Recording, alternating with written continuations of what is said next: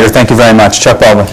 Thank you, Dan. I grew up not too far from here in northern Indiana, and from 1971 to 1973, I worked at the General Motors Truck and Coach Assembly Line plant just outside Detroit, Michigan, Plant 5 to be exact.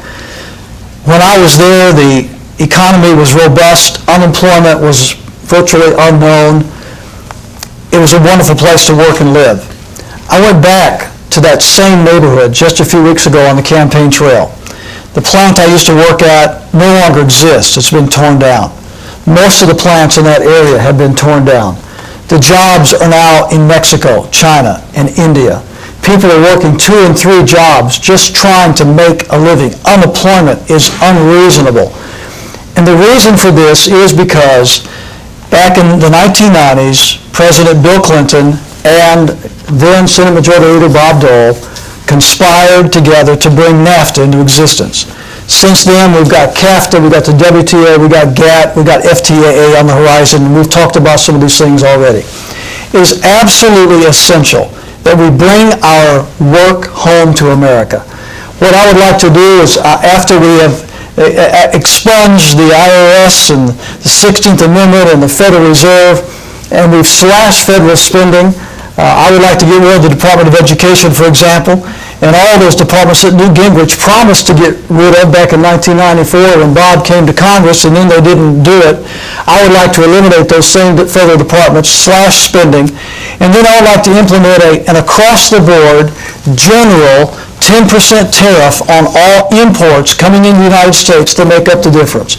What this would do, it would bring our jobs back home. It would bring our manufacturing back home.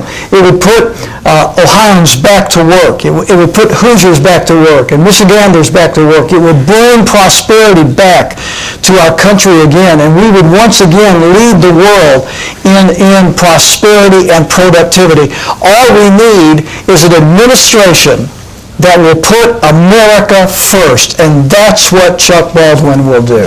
Thank you very much, sir. Congressman Barr. Thank you. If that question had been posed, which unfortunately it wasn't in one of the other debates, to Senator McCain and Senator Obama or Senator Biden and Governor Palin, the response would have been a laundry list of ways the federal government, through the heavy hand of either federal money or federal regulation, could bring jobs to a particular area. The bailout is a perfect example. As a matter of fact, what the federal government needs to be doing is getting out of the way. They need to start reducing some of the ridiculous regulations, such as the CAFE standards, that are dramatically harming our automobile industry and aren't helping pollution. They're not helping gas mileage and reducing our dependence on foreign oil at all. That's an example of a regulation that has actually become counterproductive. Yes, our companies and our people do operate in a global economy, but my concern as president, first and foremost, is the economy in the United States of America, to begin freeing it up.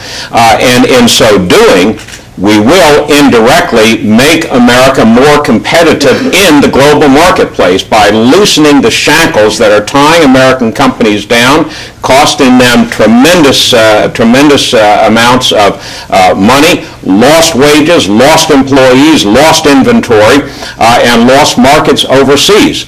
We need to be making America more competitive once again by reducing what government has done in the past. That is what is holding us back. And we need to get a handle on federal spending.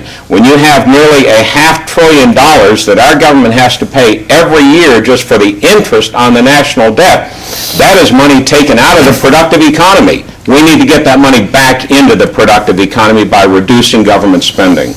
Congressman Barr, thank you. Ralph Nader, thank you. Chuck Baldwin, thank you. This has been a fascinating debate. I think more for the similarities that you gentlemen and in positions that you gentlemen share than for the differences, some of which were expected. But I thank you for a vigorous debate, and I thank the City Club as well for hosting this debate.